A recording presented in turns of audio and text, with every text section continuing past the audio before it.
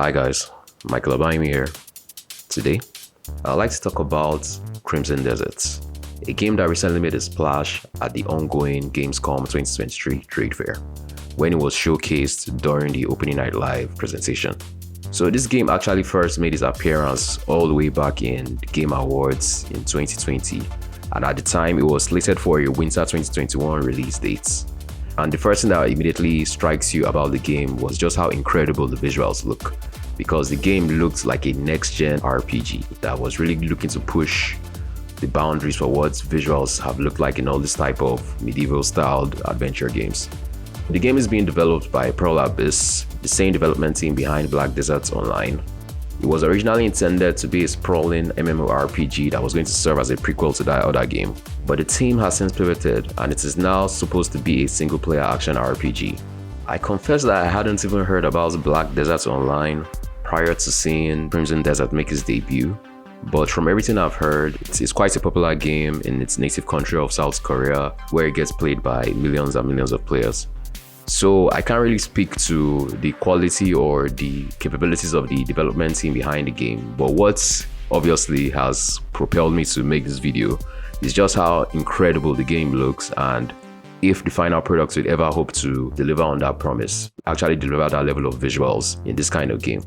So the first thing that we need to note is that the game appears to be borrowing a lot from other similar action-adventure games like Assassin's Creed and Witcher 3. The most recent trailer even had sections that look like it took inspiration from Tears of the Kingdom, with the whole Sky Island motif and the environment. But the key difference between this and a game like Tears of the Kingdom is the level of graphical fidelity on display. Like, the areas, the environments that have been shown look dense. Like, dense is the word that I'll use to describe just how striking these visuals look.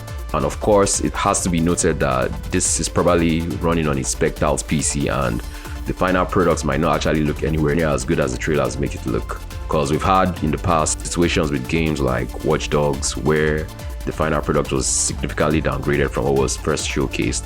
Even Killzone 2 was another example that comes to mind. So at this point, we're at the point now that we've been burnt one too many times by these developers trying to wow us with incredible visuals. So anybody looking at this and expecting it to look exactly like this should just probably take the whole thing with a grain of salt and temper their expectations a bit.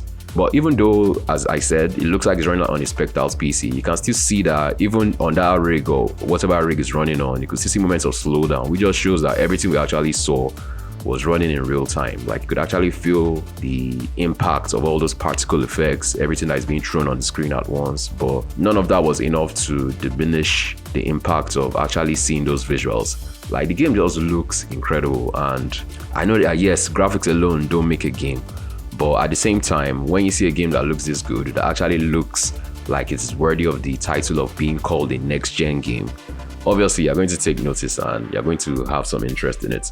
So the only question now is whether or not gameplay is going to be able to support the shiny visuals. Because obviously, it's one thing to have shiny visuals, then you have a hollow plain experience, like basically a tech demo, which is what happened to Rise Son of Rome on the Xbox One, and even Order 1886 on PS4. Both games obviously looked like they wanted to push the whole thing into the next generation. They wanted to show what their respective machines were capable of, but in terms of gameplay, it never actually really showed us anything we hadn't already seen in the previous generation. So I'm really hoping that this one is going to be able to have enough meat on the bone to actually make it a worthwhile experience. But looking at all the games it's borrowing from, because you could see segments when you had the main character climbing and scaling walls like an assassin in Assassin's Creed, and even moments of combat that look like something that was ripped out of The Witcher 3. It looks like it's looking up to the right games to actually take inspiration from.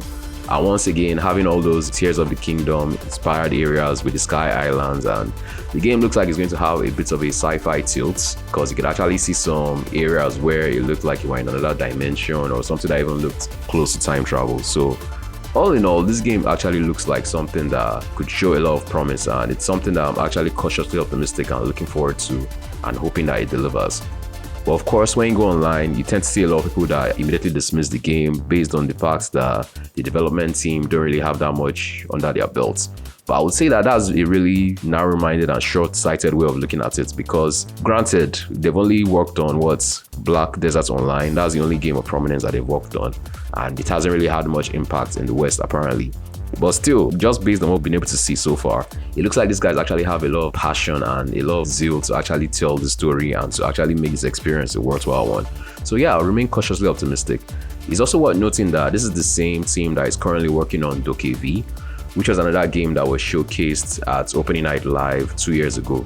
And that game too looked incredible because it's supposed to be like this creature collecting, almost like a Pokemon game, where you go around an urban environment, battle with creatures and interact and all this. But the density of the city that was shown, the level of graphical fidelity was unlike anything we'd seen prior to that. And that's another game that we're looking forward to. So yeah, it's obvious that that's their modus operandi, really showing these incredible looking games that have these visuals that look almost impossible, that look incredibly next gen, and therefore now get a lot of notoriety online because of that. So I'm looking forward to both games. It remains to be seen if they'll deliver on their promise or if they'll even come close to looking anywhere as good as they currently do. But like I said, I'll remain cautiously optimistic and I'm looking forward to getting more information on both titles. Anyway, those are just my thoughts about Crimson Desert. What did you think about the game? Are you looking forward to playing it anytime soon? Let me know in the comment section down below. Don't forget to like this video if you enjoyed watching this discussion and to subscribe to the channel with notifications turned on if you'd like to see more discussions like this in the future. And until the next one, this is Michael signing off.